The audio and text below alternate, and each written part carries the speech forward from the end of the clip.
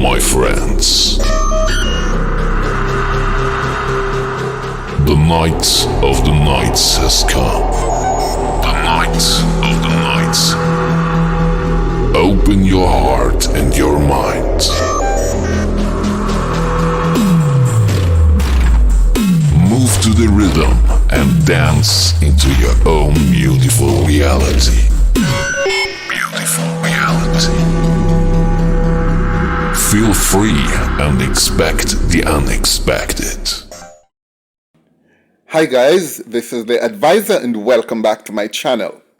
Now guys, we might not realize it, but you see toxicity or toxic people, their toxicity spreads throughout the entire society. It permeates through the very fabric of our society and indirectly affects the entire nation in which it exists. Now, I'm going to tell you of a case in which crime, extreme crime and criminality affect this country and has affected the most vulnerable among us.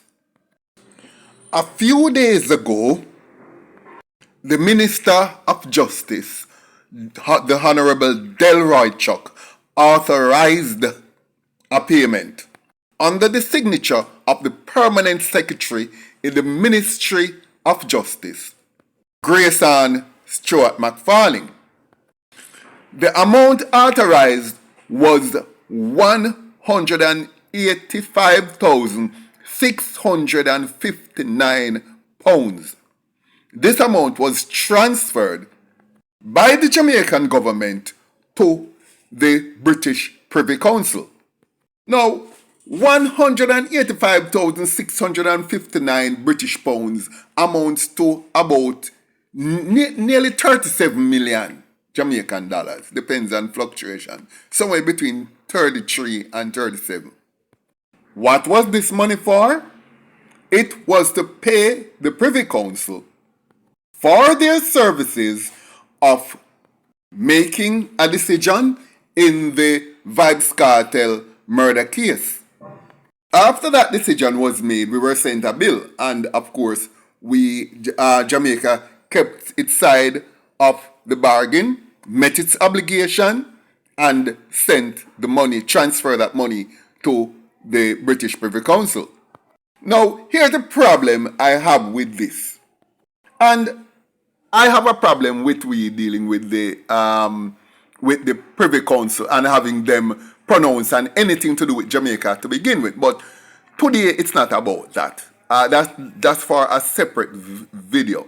What I'm really concerned about is what Jamaica could have done with nearly 37 million Jamaican dollars. Because these toxic people decided to go around killing people and then have the hubris to think they are totally justified in committing these murders, have done and are doing their best to get away with these murders, and in the process have corrupted or thrown the spanner in the works of the justice system to create the conditions that let them able to go to the Privy Council to seek some form of recourse. And one of the first things I've been looking at is the program that Jamaica started somewhere in about 2018, the social housing program, where they give houses free of charge to indigent people who have fallen on hard times and has nowhere to live. And believe me, this is one of the best socialist programs I've ever seen being done by a Labour right Prime Minister. And believe me, people have been getting these houses. Now, the price of these houses range somewhere between $4 and around $6 million. Depends on whether it is a 1, 2 or 3 bedroom. And of course, it also depends on whether the government provides the land or it's the recipient who provides it. But overall, there is roughly 6 1,000 families that this program intends to assist over the next few years. And let us assume that the government was doing three-bedroom houses. That way, we would 6 families could have been helped, because call it say, let us assume that on the lowest side, because of foreign exchange fluctuations, it's 36 million. This could have provided 6 3-bedroom houses for needy Jamaican people. But no, or it could have provided about 10, depends on if we're doing 1 bedroom or what have you. But this money have to go on to what? Support criminals, or to be diverted to support or take care of business because of criminals and their intentions. To me, this is literally boxing bread out of poor people's mouth. This might not be direct, but indirectly, the toxicity has gone to the level where it is affecting the normal citizens in this country. And guess what? We don't pay yet. Because this money paid to the Privy Council is nothing compared to what is going to happen over the next few months when these goes back to trial. And you know something, guys? I did a search of the internet on things pertaining to the Vybz cartoon and them crew. And you know what I've found? There are 7 YouTube channels I've found who are totally advocating for the release and vindication of the cartoon. And they have followers. That's why when you hear, one of my favorite bloggers said, boy, call that individual Barabbas. People will give up Jesus and take Barabbas.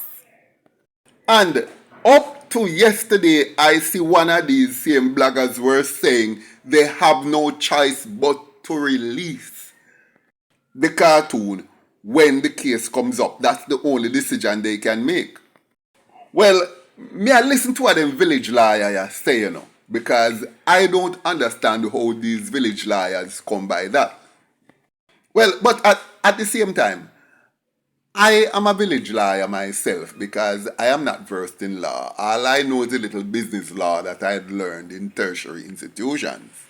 Nevertheless, I have a rough framework around which I approach things like these, how I view things like these.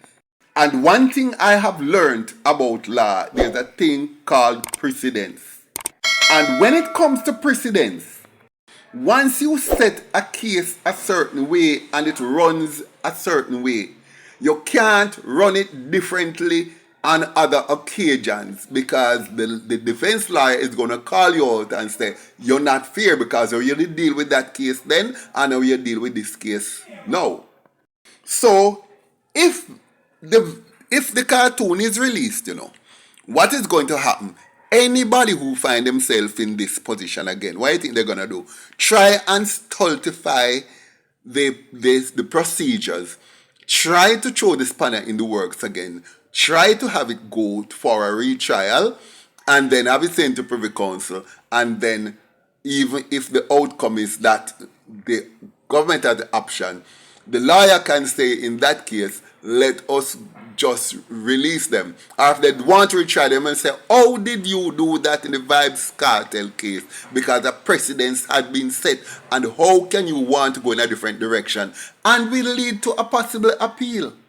Therefore, there is no way the government is going to do that, because releasing him will affect every other case of this kind if it ever comes up based on precedence.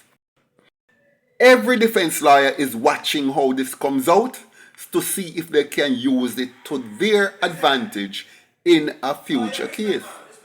Therefore, The legal system in Jamaica is going to cover its ASS.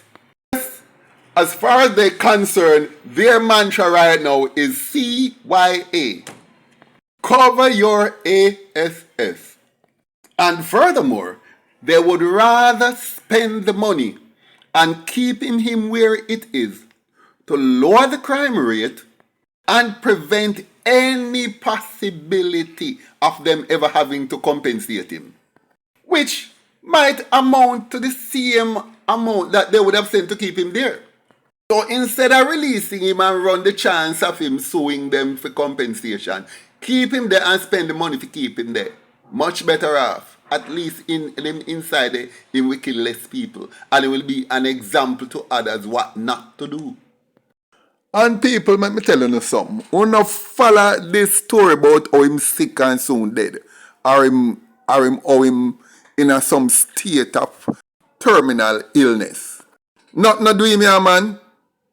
These are some pictures of him in a prison. And there are many videos out there of him in a prison play football. Yeah, man, they both in there enjoy himself. But I want to look upon him good. And tell me, honestly, if a hookworm ever was to become humanized, don't you think a hookworm would have look? You notice how him shaped like toilet 14? You know how them shape like most of the other murderers them in Jamaica? Them always maga and dry up and look wishy-washy. Them normally look like them born as 6 months baby and never get no breast milk. Yeah man, 8 out of 10 of them look like they were born premature and was malnourished from birth, from not getting breast milk to not even getting proper care or proper parenting, and all those add together to turn them into social deviants. Anyway, that is something for sociologists and criminologists to look at. I'm just throwing in my little 2 cents there, so. But village lawyer, the advisor, as a village, putting on my village lawyer cap now. Let me recap and say this. He will be going back to retrial because the government is not going to leave themselves open for a lawsuit, nor will they be leaving themselves open for a precedence to be set where they have to release others under these same conditions. I could be wrong, and maybe I'm biased because I'm against murderers, but there you go. Infused somewhere in there, there's a bit of logic, rational, and common sense. But let's see how it plays out. Guys, thank you for visiting my channel. Like, share, leave a comment below, and I look forward to seeing you in my next video.